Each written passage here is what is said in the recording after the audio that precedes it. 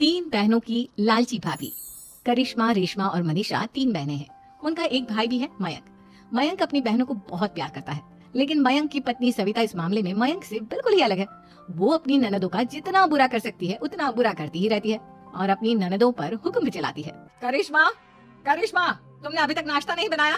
तुम्हारे भैया को ऑफिस जाने में देर हो रही है। हाँ भाभी, बस अभी बनाती हूँ। करिश्मा, तुम ये ढीलापन छोड़ दो। कल को पराये घर जाना है, वहाँ अगर तुम इस तरह से काम करोगी तो लोग क्या कहेंगे कि माँ ने और भाभी ने कुछ सिखाया नहीं। और तुम्हारी दोनों बहनें कहाँ है? रेशमा मार्केट गई है और मनीषा सो रही है। क्या? सुबह के 8 बज रहे हैं और ये महारानी अभी भी सो रही है? ये कहते हुए सविता अपनी सास दुर्गा देवी के पास जाती है। माँ जी, देख रही हो अपनी बेटियों के तौर तरीके?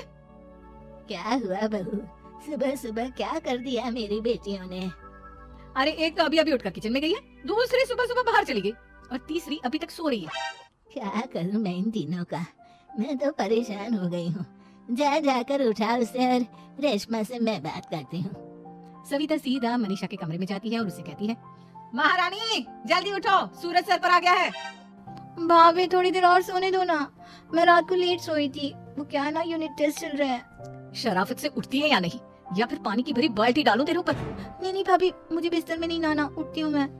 मनीषा जल्दी से उठकर बाथरूम में चली जाती है। सभी आराम से बैठकर नाश्ता कर रहे होते कि तभी रेशमा बाजार से हाथ में सामान लिए आ जाती है।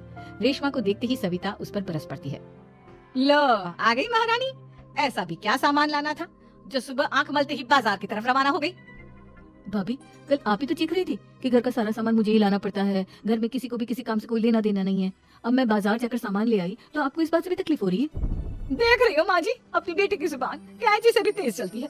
और मयंक, आप तो कुछ कहेंगे नहीं अपनी लाडली बहन को। रेशमा, अपनी भाभी से ऐसे बात नहीं करते, चलो माफी मांगो। भैया, मैं क्यों माफी मांगू? आप भाभी से बोलिए ना कि हम पर कम हुक्म चलाया करे। हम इस घर की बेटियां हैं और आपकी पत्नी की ननद है, नौकरानी नहीं। लो कर लो बात, इनकी भलाई के लिए कुछ भी बोलो तो इन्हें बुरा लग जाता है। इस घर में यही इज्जत है मेरी। देख लो माँ जी, आपकी बेटी किस लहजे में मुझसे बात कर रही है। सविता वहाँ से चली जाती है। मयंक को बहुत गुस्सा आता है, वो भी वहाँ से चला जाता है। फिर करिश्मा रेशमा को समझाती है, रेशमा, तुम्हें भाभी से माफी मांग लेनी चाहिए थी ना। लेकिन दीदी, मैंने कुछ किया ही नहीं, तो मैं माफी क्यों मांगू? हाँ करिश्मा दीदी, रेशमा दीदी जैसे ही घर में आई भाभी ही उन पर चिल्ला रही थी। हाँ, मैं मानती हूँ कि गलती भाभी की थी। मैं तो इसलिए बोल रही हूँ कि भाभी ने माँ को तो पूरी तरह अपने वश में कर लिया है। वो हमारी बात सुनती ही नहीं। मयंक भैया हमारे लिए हमेशा खड़े रहते हैं, इसलिए उनकी बात का मान तो तुम्हें रखना चाहिए था ना। कोई फायदा नहीं दीदी, कुछ दिनों की बात और है, भाभी उन्हें भी हमारे खिलाफ भड़का देंगी। फिर वो भी माँ की तरह हमारी किसी बात का विश्वास नहीं करेंगे। इसी तरह सविता अपनी तीनों ननदों को किसी न किसी बात पर परेशान करती रहती थी। एक दिन मयंक अपनी तीनों बहनों के लिए गिफ्ट लाया। करिश्मा, ये तुम्हारे लिए हार का सेट। रेशमा, तुम्हारे लिए सुंदर सी ड्रेस। और मनीषा, तुम्हें किताबें पसंद है ना, तुम्हारे लिए किताबें लाया हूँ। थैंक यू भैया। थैंक यू भैया, थैंक यू भैया। करिश्मा, तुम्हारा नेकलेस कितना सुंदर है, ये भैया कहाँ से ले आए होंगे? मैंने भैया को 3 दिन पहले फोन पर ये डिजाइन दिखाया था और आज भैया ये ले आए। सविता तो अपनी ननदों के गिफ्ट्स देखकर जल गई और करिश्मा का नेकलेस तो उसे भी बहुत पसंद आया था।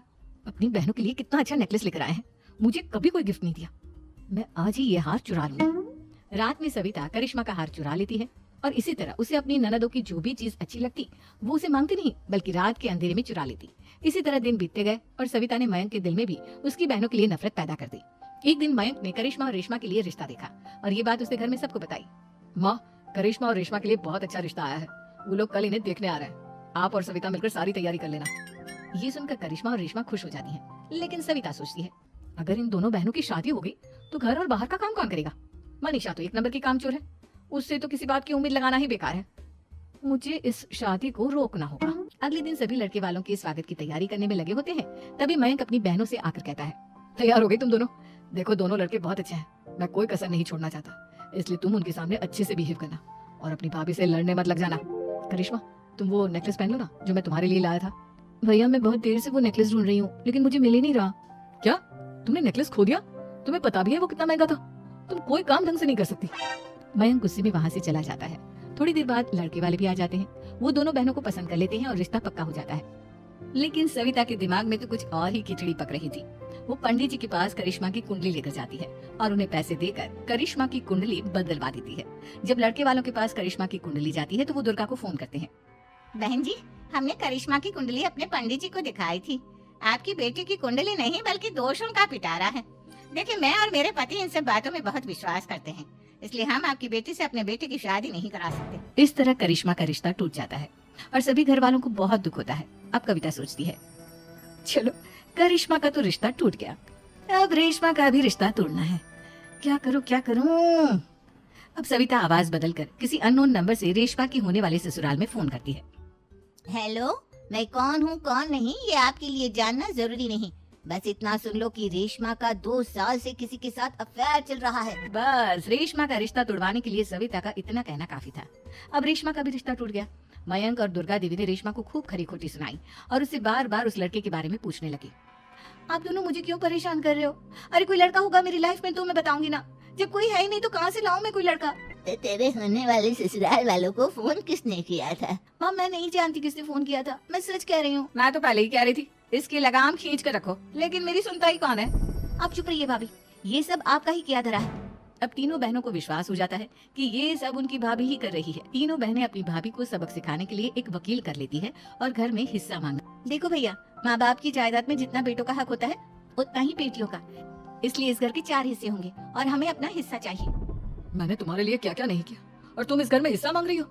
भैया आप और माँ हम बहनों की कोई बात नहीं सुनते हो, और भाभी हमारी शादी नहीं होने देगी क्योंकि उन्हें लगता है कि आप हमारी शादी में ज्यादा पैसा लगाओगे और उन्हें हम जैसी फ्री की नौकरानी कहाँ मिलेगी।